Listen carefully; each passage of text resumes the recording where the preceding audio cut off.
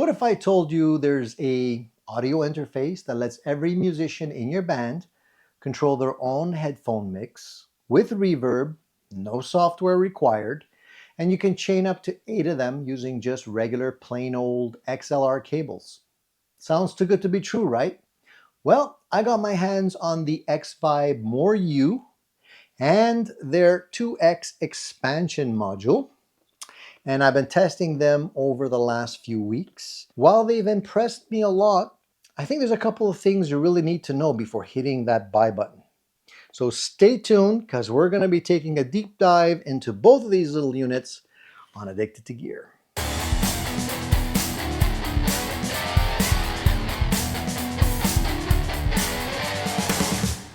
Hey, welcome back, folks. Today we're checking out the Xvive More U and its partner in crime, the 2X.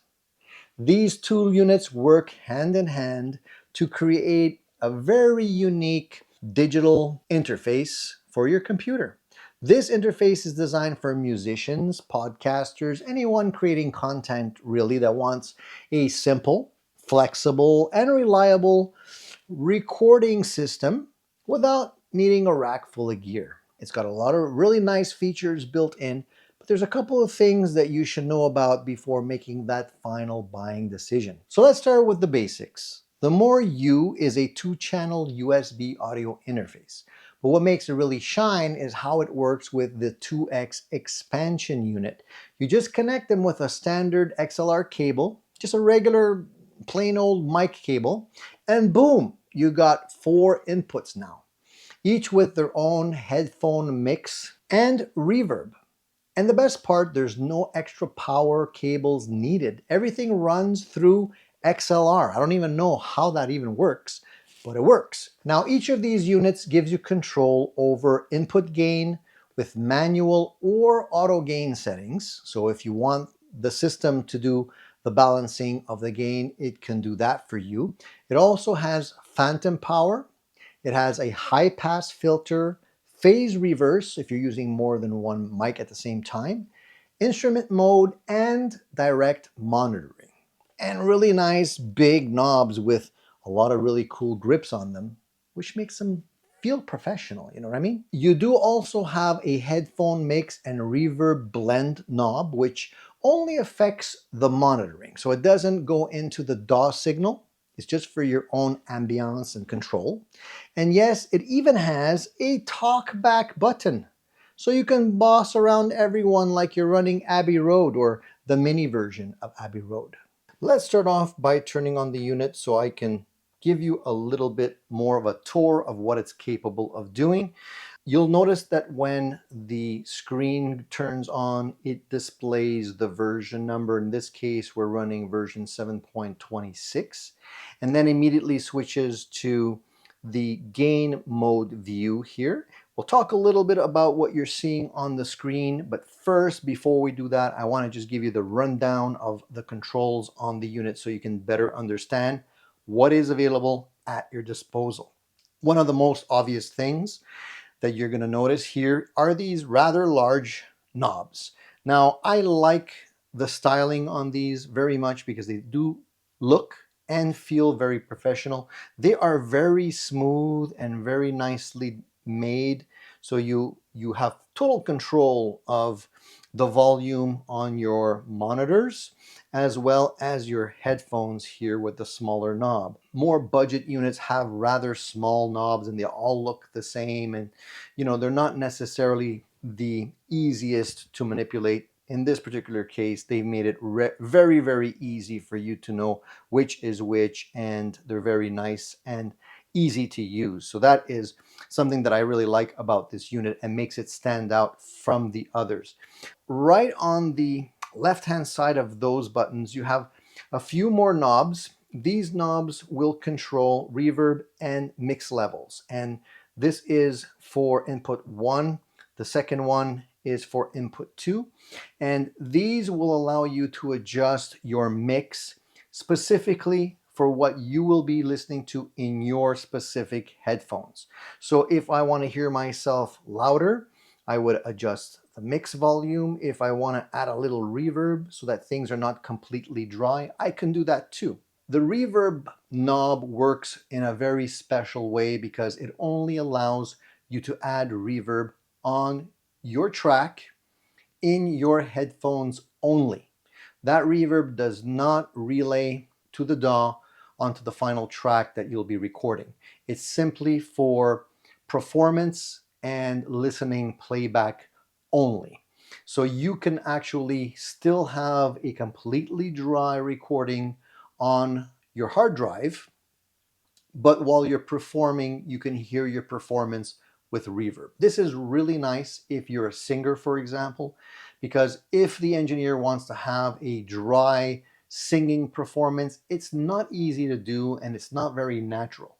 When you're introducing some reverb, it makes it a lot more easy to complete that performance and have a better idea of what it's going to sound like once the engineer does all his magic on that completely dry track. But for you as a performer, it's always nice to be able to have a little reverb if you want it. And that is an extremely useful tool, in my opinion, for when you're working specifically with singers. Now let's look at the buttons above that very quickly. There's a series of 5 additional buttons. They're all turned off right now, but we'll go through them one by one so you understand what they do. The first button here, labeled direct, allows you to turn the direct monitoring on or off. And this is on a per channel basis. So basically, it allows you to use plugins on your DAW, such as amp simulators, for example, for guitar or bass, auto tune, or additional plugins for vocals. All that great stuff that you will normally probably end up using at some point or another, but it also allows you to decide whether or not you want to hear the affected signals or not. So maybe you don't want to listen to the track or the performance with the signals applied. You might just want to hear directly what they sound like without any of those things cluttering the performance or the take. So that allows you to turn it on or off. Next, on the bottom, we have instrument, the button that you will turn on anytime you're plugging in an instrument into one of the front combo jacks. You can obviously make sure you have the highest quality, an optimized gain, and then you can also use that if you're using a direct box, for example. You can also turn that on. Now at the very top here, we have 48 volts. This is phantom power, very commonly used on most units. It allows the unit to give you a little bit more power so that you can power condenser microphones or active direct boxes if you should need that power. And most of us these days do enjoy using condenser microphones, so you'll probably use that at one point or another. Underneath that, we have the phase button. Now this is a very handy thing that you don't normally see on a lot of units because it allows you to flip the phase on any channel by 180 degrees. Now, why would you do this? This is often very helpful when you're recording a source with multiple microphones. So for example, if you're recording drums and you have more than one microphone on the kit, if you're recording a guitar cabinet and you have a microphone right up against one of the speakers and perhaps you have another microphone laid out further in the room, sometimes the microphones could cause phase issues, and you'll notice that because the sound will suddenly become very thin. In the old days, they would flip the track in the DAW and do some magic that way, but now you don't have to do that anymore. You simply hit that phase button and it'll flip it for you and everything will work like magic. Very nice, handy tool to have. Then finally, at the bottom, we have another button, a high pass filter. This one is used specifically when you want to cut some of the frequencies that you're recording below the 100 hertz level. You can clean up mic signals. You can make sure that the takes are just a little bit cleaner without those lower frequencies. And it's a very nice tool to have at your disposal. Makes things very, very easy just by hitting that and cleaning things up. These two knobs control the menu on your screen here, and they activate not only what's going on in the screen, but they also allow you to make selections, and we'll go through all of that together so you better understand how to control and navigate the screen. Both of these buttons also, I call them buttons because you can actually click them, and they do have additional features. You can rotate or click. So if we start at the very top here, we can go through the different channels. Now in this particular case, there's only 2 channels engaged because we're only using this unit. We don't have the breakout box, the additional unit connected.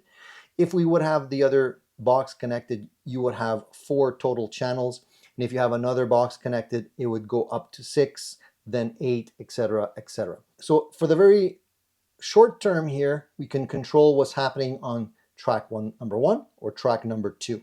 Now, as we switch between the two, you'll notice a couple of things. First of all, these buttons light up, and they light up differently from one another. That is because you have the ability to choose different options on different tracks. They don't have to be the same throughout all of the tracks. So for example, on track number 1, I can have phase and instrument turned on, but on track number 2, I want to add direct.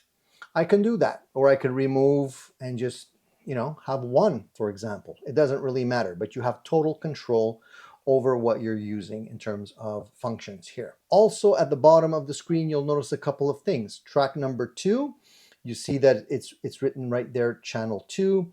We're at 41 decibels right now of gain. So you can obviously adjust that or manipulate the gain just by going to the bottom knob here and turning that up or down, depending on what you want to do. You can also have the unit itself adjust the gain automatically. Now, if I choose to do auto gain, I have a couple of choices here. I can do the channel number 2 only. So I would select this channel, and then the system would allow you to strum or sing. It'll analyze the input and it'll adjust it accordingly, and it does a very nice job of it. And that'll adjust the auto gain on one track only, but I can also select all the channels. And if you have more than one unit, so let's say you have 4 external units, it's a lot of work to do this on every single track. So the unit can actually do the auto gain function across all of the tracks or all of the channels, which makes it very fast and easy. So you're not wasting time. You can go straight and start recording. Once you do that, all you have to do is go to exit and you're in business. You can go to the next function that you want to work with. So the other thing that we can do here is also go to the DAW, and here we can choose the source. So we can go to main as the source or Q. Now the difference between those two is that the main option will allow you to just monitor the main left and right outputs from your DAW. This is how most interfaces work today. So if you go to main, you're just listening to the main outputs. But if you go to Q here, you can use the Q mode as a more advanced way to work, so that you can send the musicians a separate aux mix from your DAW. The main benefit is that the mix going to your studio monitors can be separate from what you're sending your musicians. And this is very important and convenient because you can do things like solo channels and only hear that in your studio monitors. You can have a separate aux Q mix from your DAW that stays constant and does not change based on what you're doing in the main DAW mix. This is something that you don't often have on lower end units, and is quite flexible and something that is very powerful if you know how to use it. So the mix mode allows you to have level and pan controls for every input. So you can just simply adjust that according to what you like. And then once that's set, you can set it centered, you can set it, the right side, the left side, and all of that as well. You can see the little indicator at the bottom here moving towards the left, center, or right. So that is an additional level of flexibility within the unit, and you can just click it to go back to 0. In the mix mode at the top here, we can also adjust how much of the mix we wanna hear independently. At 0, it's max, and then we can lower it down by, I think it's 69 decibels, and then it goes to mute. And we can do that on every single channel. So you have total flexibility in terms of the mix levels within the unit, even before you get to your DAW. One other knob that we're going to talk about is this one here, nestled between the other two knobs. You can switch between red and blue, and you'll notice that it switches between live mix and live mix there, main left and right there. What is the difference between the two? Well, when the button is switched to red, it basically will monitor the DAW main mix, and when it's blue, it monitors the More U live mix. So the blue setting will send the live mix, which is basically the headphone mix, to your studio monitors, and this can be helpful to quickly hear what musicians are hearing. This is obviously the setting to use if you're using More U for rehearsing and not necessarily connecting to a computer and a DAW. For the most part, though, you can leave this on the red setting, and when it's on the red setting, you will be able to send the DAW main mix, the recording mix, to your studio monitors. So it's really helpful to be able to hear both what's happening externally on the expansion units and what's happening on the main left and right mix. This is not meant to be an instructional video for you to use the unit. I'm just going over some of the features so that you're a little bit more aware of what the unit can do. Now, before we wrap it up for this particular unit, let's look at some of the inputs and outputs. All right, so as you already know, we do have two inputs here. They both have push levers, so you can lock the XLR jacks once they're in the unit so they don't accidentally come away from the unit and cause disruptions in the recordings that you're working on. Always nice to have. They also have two different size headphone jacks, and that is quite nice to have. It's a little extra that they're throwing in for you, but I like that. So if you happen to have a smaller jack input or require a larger one, you don't have to go out and buy an adapter. They provide both. I really like the fact that they have the power button here. Most units simply stay on until you unplug them. This one you can actually power off when you don't need them. If we look at the opposite side of the unit, you will notice that there's a few additional things to take note of. We have an additional output here. This is the More port. So you're able to then take this and go to an external unit, an expansion unit. It also has a lock here, a little push lock, just like the other side. So you have to be careful because sometimes you might misinterpret these as actual audio inputs when they're not both audio inputs. So just be aware of that. Here we also have two USB-C ports. One is a simple USB connection. The other is an additional connection so that if your computer can't furnish enough power, because some computers just have trouble furnishing enough power, you can actually plug in a power bank or plug this into another outlet to get more power to the unit, especially if you're using the expansion ports. My computer didn't have any issues, but some computers might, so it's nice to have that. Just keep in mind that they do slightly different things. Here we have a ADAT in 1 through 8, which is very, very handy depending on the type of equipment that you're using. And then we all have the additional outputs here left and right that will go to your monitors. And we also have an additional set of outputs here that can go to MIDI. Now these are, some of these things are only found in really high-end units, not on typical consumer units, and it's nice to see that they're adding that in and giving us an additional value. Let's take a quick look at the expansion unit, and I just want to go through that really quick with you so you can get a better idea of what you have there. The expansion unit is quite a bit more simplified. You don't have as many features as you do have on the main unit. You basically have one knob to control your headphone volume. You have the talk back button, and like the main unit, you have the reverb and the mix knob here to control what you're listening to. And besides the talkback button, you don't have very many other options. There's no screen on this unit. It's pretty simple. So if you're using this as an external unit, really you have the basics in terms of control options on this one. Now let's look at the inputs and outputs that you get here. Obviously, we're going to have input A and B, so you can go into the unit. You have the same headphone inputs that you have on the main unit, both different sizes as well, and nothing else on the front of the unit. Let's have a look on the back now. Similarly, here on the back, we only have an additional output. This is for the more port. So you're going to be daisy chaining into this and then out of this to the next unit. So you have to keep in mind that these are made specifically for that. And you'll also notice there's no additional power to this unit because everything on this external unit is getting power directly from the XLR that's coming from the main unit. So that is a really cool thing.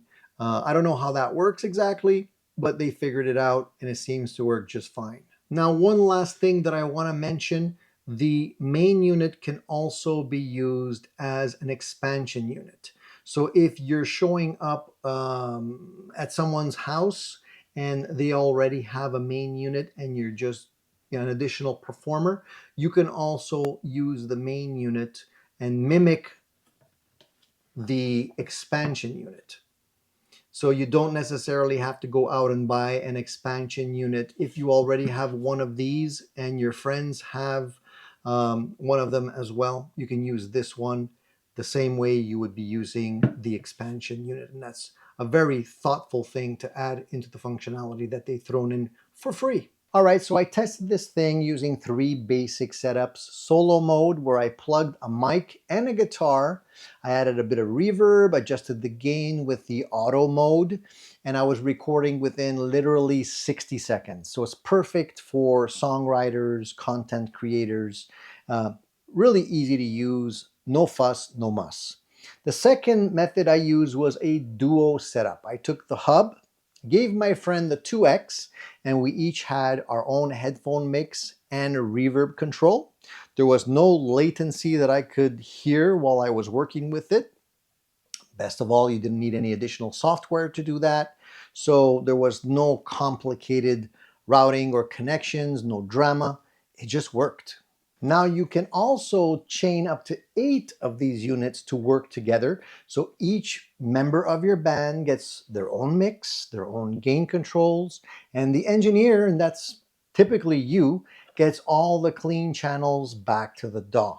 Now it's honestly quite impressive that you can pull off all of this with just a few extra units like this and connect them all together, and it just works like magic.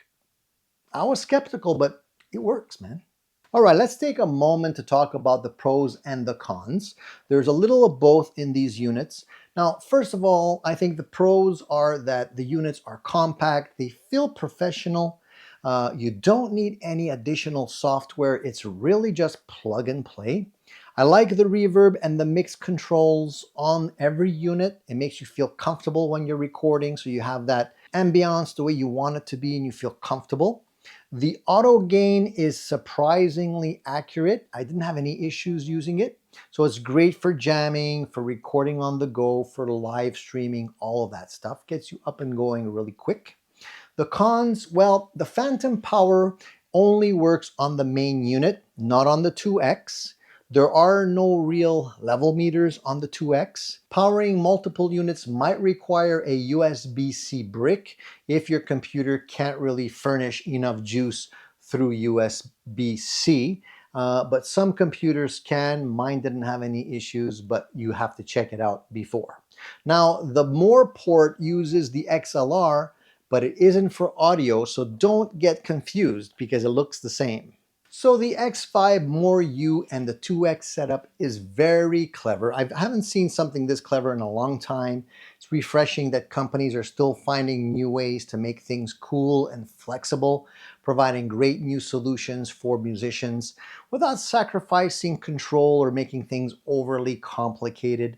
Now, this is not going to replace a 16-channel rack mount top-of-the-line interface, but for quick sessions or mobile rig or just a small home studio, it's hard to beat for the price. You get a lot of bang for the buck. It's like a tiny studio in a box, and once you start using it, honestly, you're going to want more of these just to make things even more flexible. So guys, I really want to know what you think, and if you're already using this system, I want to know how it's working for you, what it's replaced, how you're using it. I'd love to hear just what you think and whether or not you think it's a great deal or not. It's going to help me, and it's going to help the viewers of this channel as well who are considering going this route. Now, if you like this video, guys, give it a thumbs up. It never hurts. And don't forget to subscribe to the channel so you stay hooked on tone and gear with me every week right here. There's going to be more reviews coming, guys. There's more shootouts lined up and gear talk as well. So don't miss it. Stay tuned. Until next time, guys, please keep rocking, stay curious, and as always, stay addicted to gear. I'm Tony. See you on the next one.